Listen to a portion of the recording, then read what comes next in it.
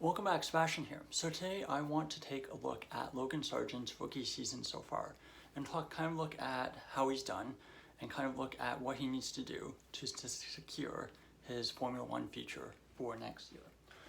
So for Logan Sargeant, of course, brand new rookie in Formula One in 2023. 2022 was his first and only year of Formula 2. Finished fourth in the championship. A very good rookie season, I think, exceeded many expectations.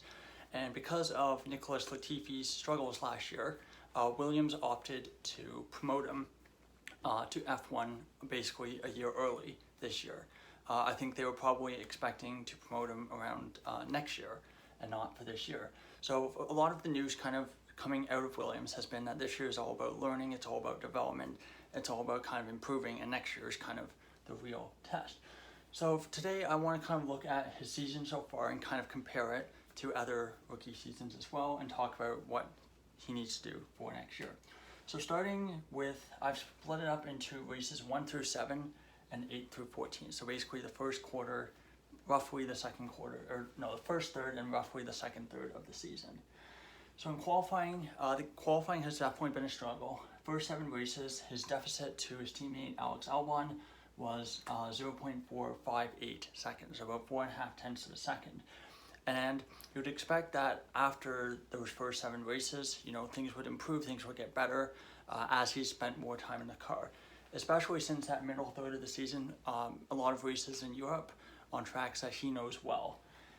But qualifying gap actually goes up, 0.797 seconds. And I think he had 2 races of a second plus, another race with 9 tenths gap. So 3 out of those 7 races, really poor qualifying performances. So that's definitely not what you want to see. If these numbers were reversed, it would be seen as positive improvement. But it's just in qualifying, the improvement hasn't really been there. And I do know that for these tracks here, even though he knows them better, we had a lot of really tricky qualifying sessions, a lot of wet qualifying sessions as well. So that has probably not helped things at all. Next, looking at average finishing position through each half or through each third. So for Albon, races 1 through 7, average finishing position was 12.5.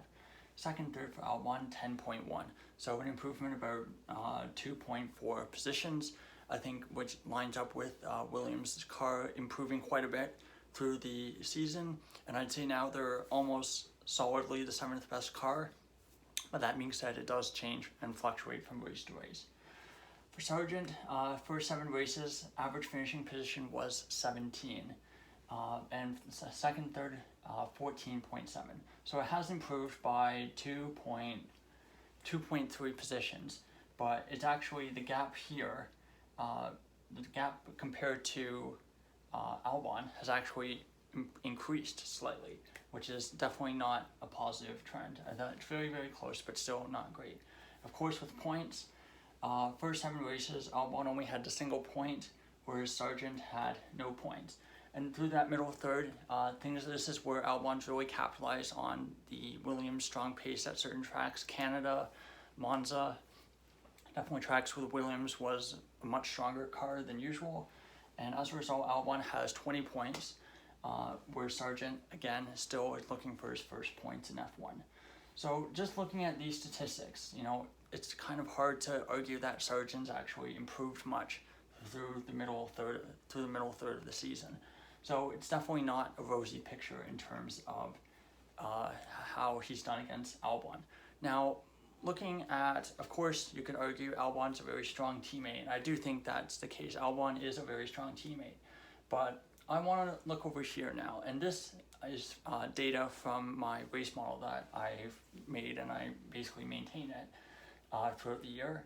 And I've basically gone through and looked at all the rookie seasons from 2010 to 2023, and we've had basically 48 rookies total through that time period that basically are in the model, had enough races. So drivers who basically had a one-off or only a couple races like Lawson this year or Andre Lauder in 2014 wouldn't qualify. But just looking at their raw score, Sargeant actually ranks dead last amongst all rookies.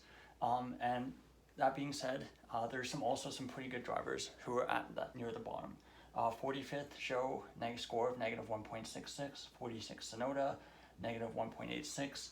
47th Petrov, negative 2.31. And then Sargeant, 48th, negative 2.49. Now, if you look at who their teammates are, though, all of them had very strong teammates. Show had Bottas as a teammate, Sonoda, Gasly as a teammate, Petrov, Prime, Robert Kubica as a teammate, and Sargeant, Albon as a teammate. So you could argue that other rookies, Nikita Mazepin, for example, would have been much worse. And if Mazepin had had a teammate of this caliber, I have no doubt that Mazepin would be at the bottom. So of course, there's some luck involved of not having a driver, of not having a teammate who's super strong, but still not particularly good. And I think the really interesting one is the comparison with Sonoda. I've seen online he's often compared to Sonoda. Both had only a single year in Formula 2. Sonoda finished third and Sargeant finished fourth. But Sargeant had, I think, at least 2+ more years of experience in Europe. That kind of counts against him, where Sonoda, he only had 2 years of experience in Europe in cars before he went to Formula 1. Of course, this is just the delta score, so the total score, it can be affected by the performance of the car. If you have a car that's not as good in qualifying, but it's much better in the race, your score will look better. Conversely, if you're a Haas, for example, very good and pretty decent qualifying, but very, very poor in the race, the model will make your score look a bit worse. So just looking at the delta score, Sargeant does move up to 46, negative 3.733, and is ahead of Sonoda, is ahead of Petrov. So you could make an argument Sargeant's rookie year very, very comparable to Sonoda's. But that being said, it's kind of up to Williams and what they want to do. The other thing I wanted to look at just for this year, this is data for probably the 4 biggest gaps for teammates in finishing position. So I've looked at finishing position here, but just comparing other teammates on the grid. Sonoda De Vries, average gap was 2.27, of course, in favor of Sonoda. Verstappen Perez, 2.59, of course. The fact that they're both at the sharp end of the grid means that that's a much worse number than it should be. Alonso Stroll, 3.81, and then Albon Sargeant, 4.48. This is just through the first 12 races, so until the summer break, not counting the last 2 races we had in Zandvoort and Monza. But still, that race pace gap, that race finishing position gap between Albon and Sargeant, really, really big. And that's definitely one that I think needs to come down, in addition to the qualifying gap. So I've given a lot of data, talked about a lot of things, and I think realistically, what do Williams want to do for 2024? I think luckily for Sargeant, there aren't really a ton of options. The ones that are probably most likely would be Frederick Vesti, who's currently P2 in Formula 2, and Mick Schumacher, who of course is a Mercedes reserve driver, both drivers kind of within the Mercedes sphere of influence. So if Mercedes would try to basically buy or try to get one of those seats for one of those 2 drivers, I think it would be leaving Sargeant on the outside. I think the other interesting twist in this is that not really related to Williams, but over in AlphaTauri, you have basically 3 drivers, Sonoda, Lawson, and Ricciardo. All have looked pretty good, I would say, in their in Lawson and Ricciardo's cases, in their kind of short time in AlphaTauri this year. But it does leave them with a really interesting problem where they have 3 drivers and 2 seats, and there could be a very attractive option who's a free agent basically at the end of this season. So it is possible that, maybe perhaps a team like Williams would try to pick up one of those drivers instead. But that being said, Sargeant is a member of their Young Driver Academy, and even though these numbers have been trending in the wrong direction, not the positive direction, I do think that final third of the season is going to be very, very important for Sargeant. If these numbers keep trending in the wrong direction, if they don't improve, if they keep getting worse, I think, a change might be coming. But that being said, if they start to improve, start to get better, I would say better than this range, the first 7 races. If they can be better than those first 7 races, I would say, I do think that he'll be able to stick around for next year, but it would be a very short leash next year. So that's all for my look at Logan Sargeant through the first kind of 2/3 of the season. What do you think is going to happen next year with him? Do you think he'll be re-signed? Do you think he'll be replaced? who do you think would replace him? That's all for this video. Of course, we're getting very close to 100 subscribers.